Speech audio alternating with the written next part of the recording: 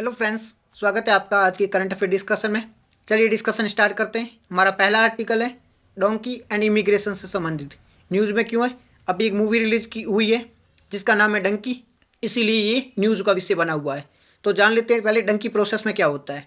सबसे पहले ये डंकी टर्म है ना, ये ली गई है डोंकी जर्नी से। इस जर्नी में क्या होता है, खतरनाक रास्तों से होते हुए कुछ लोग हैं वो बिना परमिट के, बिना वीज़ा के एक देश से दूसरे देश में एंट्री लेते हैं।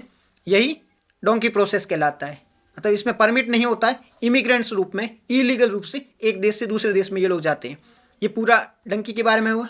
इसके बारे में हमने एक वीडियो भी डाला है चैनल पे, आप देख लेना। अब हम पासपोर्ट के बारे में देख लेते हैं।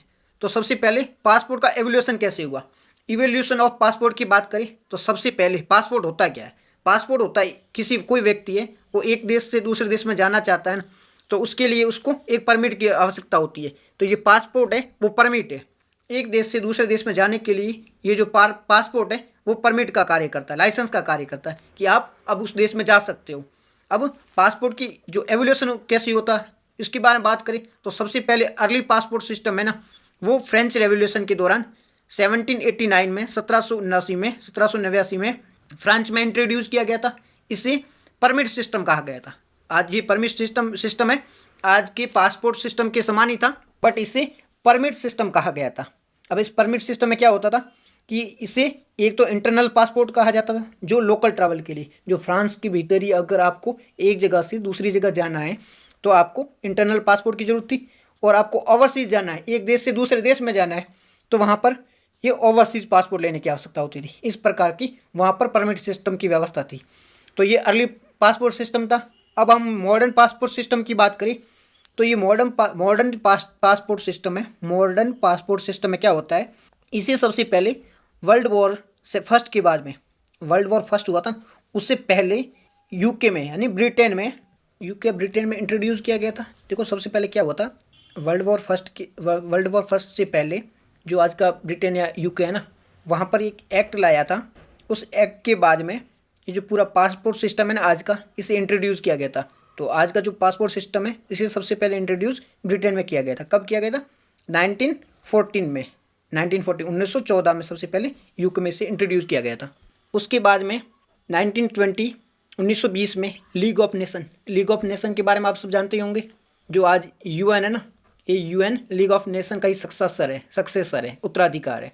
इससे पहले लीग ऑफ नेशन हुआ करता था, उसमें कई सारी प्रॉब्लम थी, इसलिए लीग ऑफ नेशन को तो बंद कर दिया और उसके स्थान पे यूनाइटेड नेशन को लाया गया था।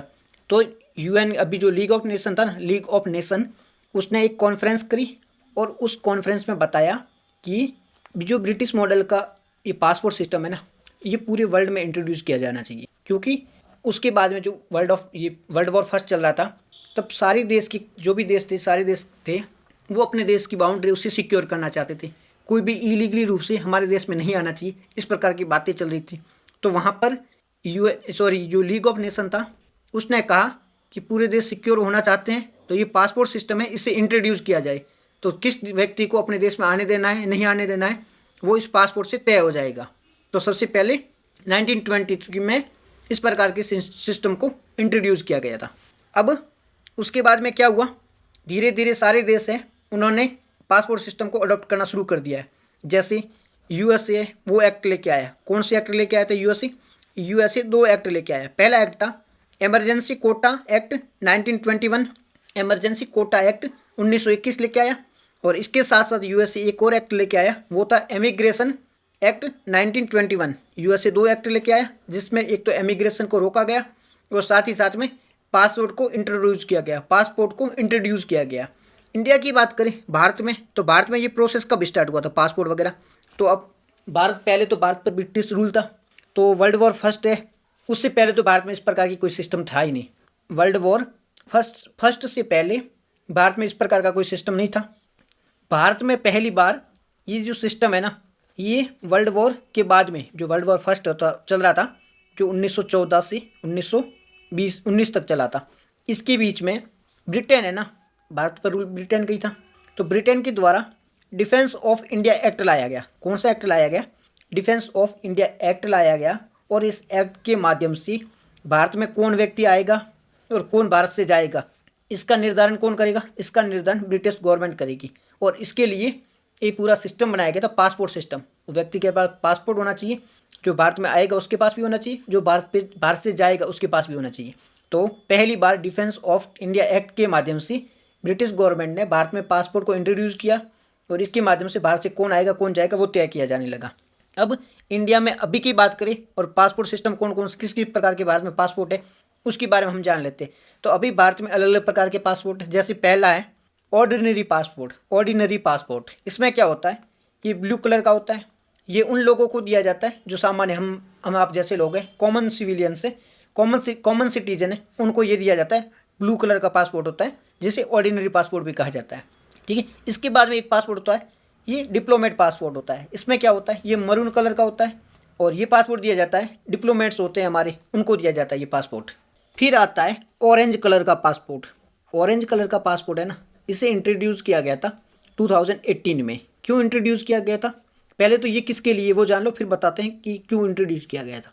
तो ये इंट्रोड्यूस मतलब ये पासपोर्ट है ना ऑरेंज कलर का, ये पासपोर्ट है उन लोगों के लिए जो कम पढ़े लिखे, ज़्यादा पढ़े लिखे नहीं है, 10th तक हो या 10th से कम हो, तो ज़्यादा पढ़े लिखे न हो, उन लोगों के लिए ये ऑरेंज कलर का पासपोर्ट है।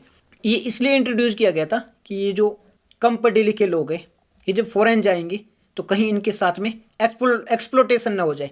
क्योंकि जो ज़्यादा पढ़े लिखे नहीं है, पढ़े लिखे हैं, वो तो अपने साथ एक्सप्लोटेशन होने नहीं, जैसे कहा जाता है भाई, ऐसा ज़रूर नहीं कि सारे अनपढ़ ऐसे ही होते हैं, नहीं, कि ज़्यादातर चांस है वो अनपढ़ लोगों के साथ में ऐसा हो सकता है कि वहाँ पर जो फॉरेन में जाएंगे तो उनके साथ में एक्सप्लोटेशन हो सकता है। इसीलिए ये ऑरेंज कलर का पासपोर्ट इंट्रोड्यूस किया गया और ये अनपढ़ लोगों को दिया गया, ताकि इनके साथ में अगर ऐसी कोई घटना हो सकती है या होती है तो उनका ध्यान रखा जाएगा, उनकी निगरानी रखी जाएगी, उनको सिक्योरिटी दी जाएगी, एक्स्ट्रा सिक्योरिटी दी जाएगी।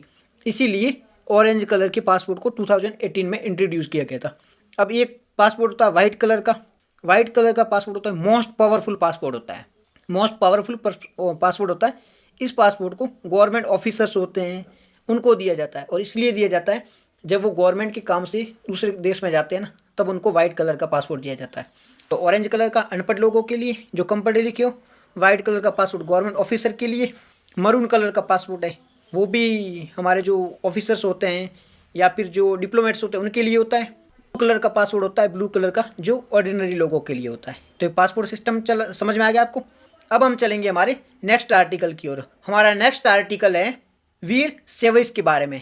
वीर सेवज के बारे में सबसे पहले तो न्यूज़ में क्यों है, तो अभी ये जो वीर सेवज महासभा है इनके द्वारा कहा गया है कि जब नेक्स्ट सेंसस हो तब आप लोगों को बताना, इनके समाज में बताया गया है कि आपको हिंदू के अंतर्गत आपको शामिल नहीं करना है। इन्होंने कहा कि हम हिंदुओं के अंतर्गत नहीं है, हम हिंदुओं से बाहर है। इस प्रकार की बात की है वीर सेवज ने। ठीक है, तो अभी वीर सेवज के बारे में एक बात जान लेते हैं।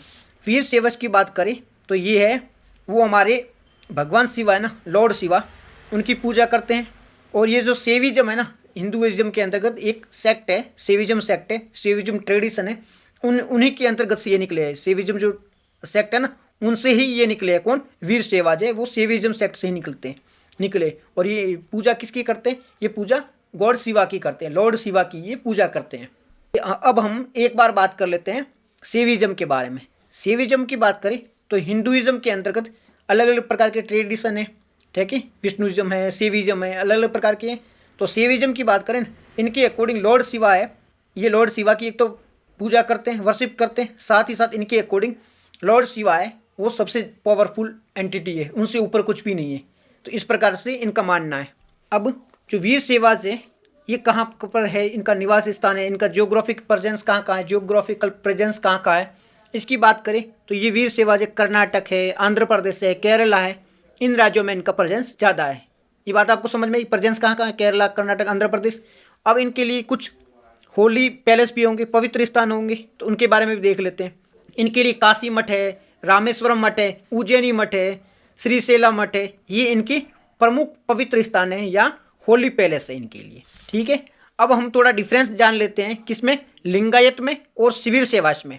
लिंगायत और वीर सेवास ये दोनों भगवान शिव को ही मानते हैं, बट इनमें कुछ डिफरेंसेस है, उसके बारे में जान लेते हैं।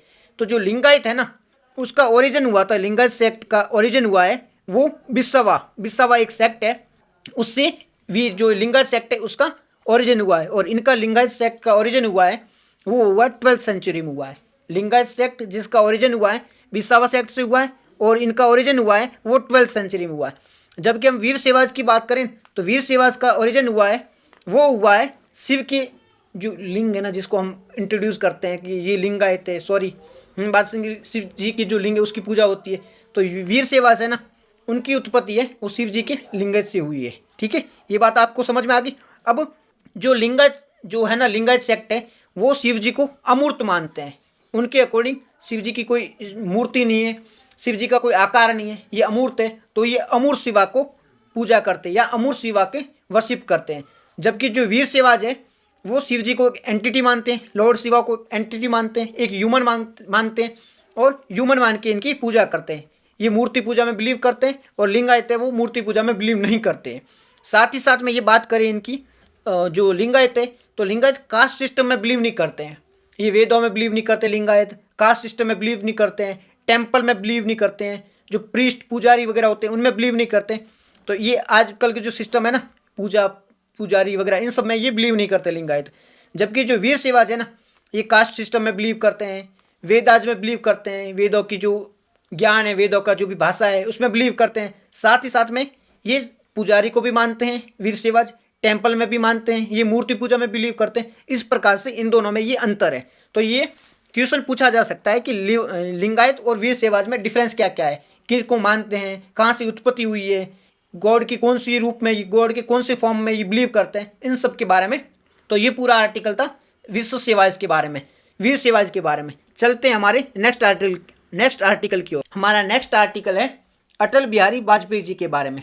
न्यूज़ में क्यों है, 25 दिसंबर को इनका जन्मदिन था, बर्थडे था, और इनके बर्थडे को सेलिब्रेट किया गया था। और इनके बर्थडे को जो सेलिब्रेट किया जाता है वो गुड गवर्नेंस डे के रूप में भी सेलिब्रेट किया जाता है। इनके बर्थडे को गुड गवर्नेंस डे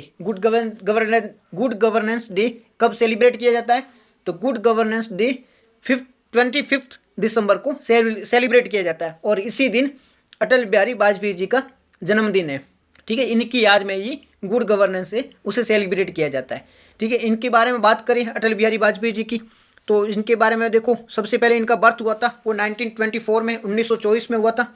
25 दिसंबर 1924 में इनका बर्थ हुआ था। कहाँ हुआ, तो ग्वालियर में एमपी में हुआ था इनका बर्थ। और 16 अगस्त 2018 में इनका डेथ हो गई, 2018 में इनकी डेथ हो गई थी और बीमारी की वजह से। अब इनके बारे में कुछ देख लेते हैं इन्होंने क्या क्या काम किया गया था। तो इनकी बात करें तो 1939 में 1939 में सबसे पहले इन्होंने राष्ट्रीय स्वयं सेवक संघ इनको टेम्परेरी ज्वाइन किया था, परमानेंट नहीं, इन्होंने टेम्परेरी रूप से 15 वर्ष की उम्र में इन्होंने आरएसएस ज्वाइन किया 1939 में। 1942 में इन्होंने आरएसएस को एक्टिवली परमानेंटली रूप से इन्होंने ज्वाइन कर लिया। 1939 में 15 वर्ष की उम्र में इन्होंने आरएसएस को टेम्परेरी रूप से ज्वाइन किया। 1942 में इन्होंने आरएसएस को एक्टिवली ज्वाइन कर लिया था। और साथ ही साथ 1942 में इन्होंने जो क्विट इंडिया मूवमेंट था ना, भारत छोड़ो आंदोलन, तो इन्होंने 1942 में क्विट इंडिया मूवमेंट में भी भाग लिया, हिस्सेदारी ली। भारत छोड़ो आंदोलन को भी इन्होंने ज्वाइन किया था 1942 में। 1944 में इन्होंने आर्य समाज के बारे में आप सबने सुना होगा। तो आर्य समाज की एक यूथ विंग थी जिसका नाम था कुमार आर्यन समाज या आर्य कुमार सभा। आर्य समाज जिसकी एक यूथ विंग थी जिसका नाम था आर्य कुमार सभा।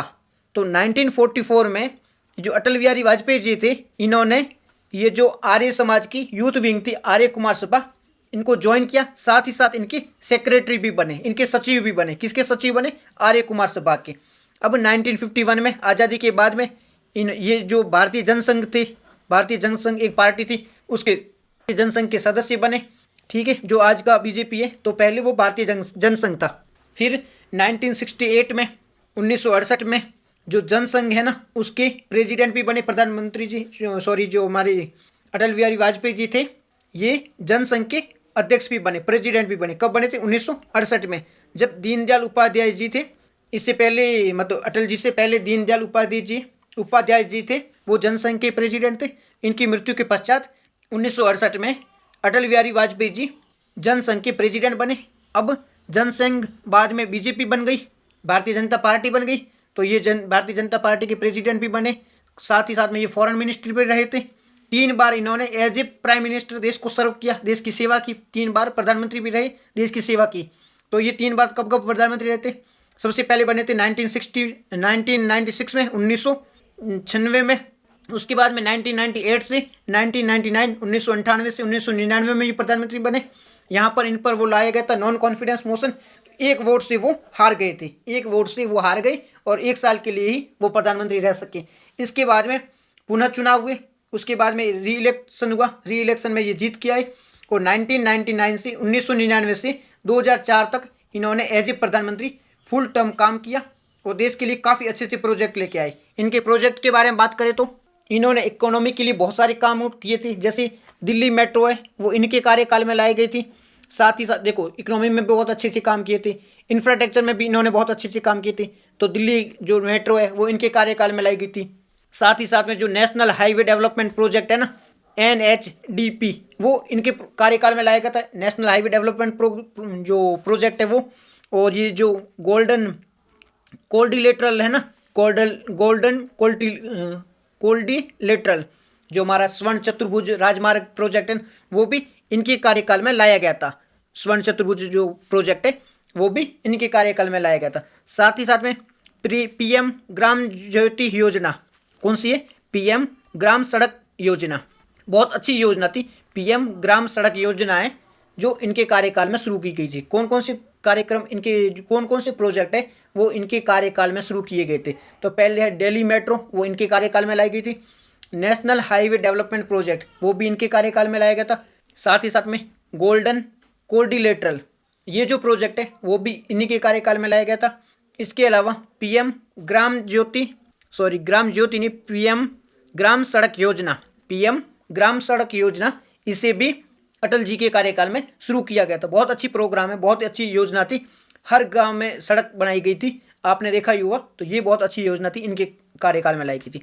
इसके अलावा भी जय जवान जय किसान जय विज्ञान, ये जो नारा है वो अटल जी के द्वारा दिया गया था। वो जो लाल बहादुर शास्त्री के द्वारा दिया गया था ना, वो था जय जवान जय किसान, बट जय जवान जय किसान जय विज्ञान ये नारा दिया था वो अटल जी ने दिया था। ठीक है। इसके अलावा पोखरण टेस्ट के बारे में आप सब जानते होंगे, 1998 में, 1998 में जो हमारा न्यूक्लियर हमारा जो परमाणु जो टेस्ट हुआ था, न्यूक्लियर टेस्ट, वो हुआ था 1998 में, वो इनके कार्यकाल में हुआ था। पोखरण टेस्ट के बारे में आप सबने सुना भी होगा भारत पर। उसके बाद सेंसेक्स भी लगे थे और ये जो अटल जी थे उन्होंने स्पीच दी थी कि सेंसेक्स से हम नहीं डरते हैं।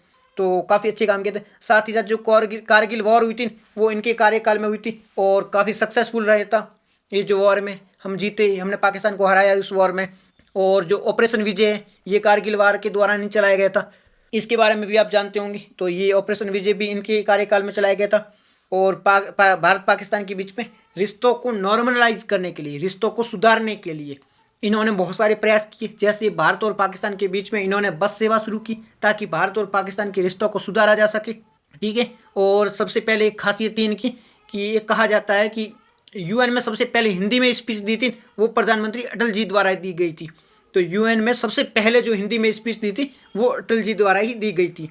2015 में इनको भारत रत्न मिला, इनको पद्म विभूषण भी मिला था। साथ ही साथ में 1994 में, डेट देखना आप कंफ्यूज हो जाओगी, 1994 में इनको बेस्ट पार्लियामेंट्रियन का अवार्ड मिला था। 1994 में तब थी कांग्रेस की सरकार थी, नरसिम्हा राव जी प्रधानमंत्री जी थे। बट देखो वहाँ उस टाइम का देखना आप सिस्टम कि नरसिम्हा राव जी जो कि कांग्रेस के प्रधानमंत्री थी, उनके होते हुए भी इनको बेस्ट पार्लियामेंट्रियन का अवार्ड मिला था। तो वहाँ पर उस टाइम में कितनी अच्छी थी दोनों पार्टियों के बीच में, जो विपक्ष था उनके और सत्ता पक्ष के बीच में इतनी कलह थी जो आज देखने को मिलता है। तो इसके अलावा इनको बांग्लादेश लिबरेशन जो वॉर अवार्ड है वो भी दिया गया था, जो बांग्लादेश का सेकंड हाईएस्ट अवार्ड है, वो भी प्रधानमंत्री अटल जी को दिया गया था। ये पूरा अटल जी के बारे में आर्टिकल था, इतना डिटेल में हमें इसलिए पढ़ा क्योंकि हमारा जो जीएस में एक पेपर वो है, टॉपिक भी है इंडिया आफ्टर इंडिपेंडेंस, मतलब आज़ादी के बाद का भारत, तो एक टॉपिक है उसमें ये कवर हो जाएगा, इसलिए हमने इसे डिटेल से पढ़ा। चलते हमारे नेक्स्ट आर्टिकल की ओर। हमारा नेक्स्ट आर्टिकल है इंडियन फर्म पर रैंसमवेयर अटैक से संबंधित एक न्यूज़ है। तो अभी HCT है ना, HCT टेक द्वारा कहा गया कि उन पर रैंसमवेयर का अटैक हुआ है। तो इसके बारे में कुछ फैक्ट है, कुछ डेटा है, उसको आप मेंस में यूज़ कर सकते हो। तो सबसे पहले बात करें 2023 में एक सोफोस है, उसने अपनी रिपोर्ट में बताया कि भारत पर भारत पे और कोई भी बड़ी टेक कंपनियां है ना, उन पर 73% है वो इन पर रैंसमवेयर अटैक हुए हैं। मतलब सोफोस्ट ने अपनी रिपोर्ट में बताया है कि 2023 में 73% अटैक हुए हैं, वो बड़ी ऑर्गेनाइजेशन पे हुए हैं और वो एक्सेप्ट करती है कि हमारे पर किसी न किसी प्रकार से कभी न कभी अटैक हुआ है। साथ ही साथ सर्टिन जो कंप्यूटर रेस्पॉन्स टीम है ना, इमरजेंसी में कंप्यूटर रेस्पॉन्स टीम है सर्टिन, उनकी रिपोर्ट की माने तो 51% जो अटैक है ना, जो साइबर अटैक है, उनकी खतरे में बढ़ोतरी मिली है। मतलब 51% है वो इनमें बढ़ोतरी देखी गई है। लास्ट सालों से जब कंपेयर करोगे ना तो इसमें 51% बढ़ोतरी देखी गई है। इन सब को देखने से यही शो होता है कि कुछ वर्षों से साइबर अटैक है वो लगातार बढ़ते जा रहे हैं। अब जो रैंसमवेयर वर्ल्ड है ना, इसकी बात करें, इस वर्ल्ड का मतलब क्या होता है? जो रैंसम है, रैंसम का मतलब होता है फिरौती।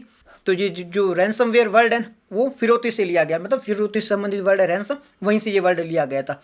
और ये अटैक क्यों होते हैं? बिकॉज यही होता है, रैंसम लेना, इनसे फिरौती मांगना, इसी सब के लिए होता है। एम्स है, इन्फोसिस है, इन सब पर भी अटैक हुए हैं। ये पूरा आर्टिकल था रैंसमवेयर अटैक से संबंधित, कुछ डेटा था, आप उसका मेंस में यूज कर सकते हो। तो चलते हैं हमारे नेक्स्ट आर्टिकल की ओर। हमारा नेक्स्ट आर्टिकल है यूनेस्को 2023 प्रिक्स वर्लिस अवार्ड दिया गया है बेंगलोर के कैंपगोड़ा एयरपोर्ट को। न्यूज़ में क्यों है? यूनेस्को की एक अवार्ड लिस्ट है, उसमें है प्रिक्स वर्लिस अवार्ड है।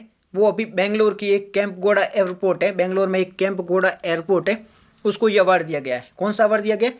प्रिक्स वर्लिक्स अवार्ड किसे दिया गया है? तो प्रिक्स वर्लिक्स अवार्ड दिया गया है बेंगलोर के एक एयरपोर्ट है जिसका नाम है कैंपगोड़ा एयरपोर्ट, उसको दिया गया। किसके द्वारा दिया गया है? यूनेस्को द्वारा दिया गया है। अब इस अवार्ड की बात करें, इसे 2015 में स्टार्ट किया गया था।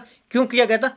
तो जो आर्किटेक्चर होते हैं ना, जिसने आर्किटेक्ट में अच्छा काम किया है, उनके काम को प्रोत्साहित करने के लिए, सम्मान देने के लिए उनको ये अवार्ड दिया जाता है। किसको दिया गया है? बेंगलोर के जो एयरपोर्ट है उसको दिया गया है। क्यों दिया गया है? तो बेंगलोर का जो ये टर्मिनल 2 जो एयरपोर्ट है ना, इसमें इसे इंडोर गार्डन भी कहा जाता है। इसमें जो गार्डन की तरह इस एयरपोर्ट को बनाया गया है, जिसमें क्या होता है कि जो हमारा सस्टेनेबल डेवलपमेंट का गोल है कि इन्वायरमेंट के साथ में कोलैब करके आप इस प्रकार की टेक, वो जो भी सिस्टम बनाते हो, जो भी इंफ्रास्ट्रक्चर क्रिएट करते हो, वो इन्वायरमेंट के फ्रेंडली होना चाहिए। तो ये जो एयरपोर्ट है वो इन्वायरमेंट फ्रेंडली है, इसलिए वो काफ़ी सुंदर भी है और इन चीज़ों का यूज़ किया गया, उसका रीयूज भी हो सकता है। ठीक है, इन्वायरमेंट इकोलॉजी को ध्यान में रखा गया है और इसको बहुत सारे सर्टिफिकेट भी मिले हैं, इसलिए इसको ये अवार्ड मिला है। बेंगलोर का जो एयरपोर्ट है इसको ये अवार्ड मिला है। अब यूनेस्को की बात करें तो यूनेस्को यूएन की एक स्पेशलाइज्ड एजेंसी है, एक यूएन की स्पेशलाइज्ड एजेंसी है, चीज़ को याद रखना आप, यूएन की स्पेशलाइज्ड एजेंसी है। ये काम क्या करती है? साइंस है, आर्ट्स है, और भी जो इनके सबके थ्रू, साइंस आर्ट्स जो भी कोलैब होता है इनके थ्रू वर्ल्ड में पीस एंड सिक्योरिटी को मेंटेन करने का काम करती है। इसमें मेंबर की बात करें तो 194 इसके मेंबर है। भारत भी इसका सदस्य है। हेडक्वार्टर की बात करें, इसका हेडक्वार्टर पेरिस फ्रांस में है। ठीक है, तो ये सब काम करते हैं। अब कुछ क्वेश्चन दिए गए हैं, हमने आर्टिकल तो सारे देख लिए, अब कुछ क्वेश्चन दिए गए हैं उसको एक बार देख लो। अब एक बार इस क्वेश्चन को देख लेना। पहले ऑरेंज पासपोर्ट से संबंधित है, फिर जो ये वर्लिक्स है ना, हमने अभी डिस्कस किया था, यूनेस्को ने जो अवार्ड दिया इससे संबंधित है। फिर इंडियन स्टैंडर्ड टाइम से संबंधित है। ये 3 क्वेश्चन है, इसको एक बार देख लेना। फिर होमवर्क में आप ये भी देख लेना, कुछ आपको दिए गए हैं, कंसीडर कंट्री दी गई है, इनको एक बार देख के आना। फिर अब नहीं होता हम कल डिस्कस करेंगे। उसके बाद में एक पूरा सेंटेंस दिया गया, इसको देख लेना आप, इसका क्या आंसर होता है पूरा एक बार ध्यान से पढ़ लेना। ठीक है, तो आज की डिस्कशन में इतना ही था। Thank you very much for discussion.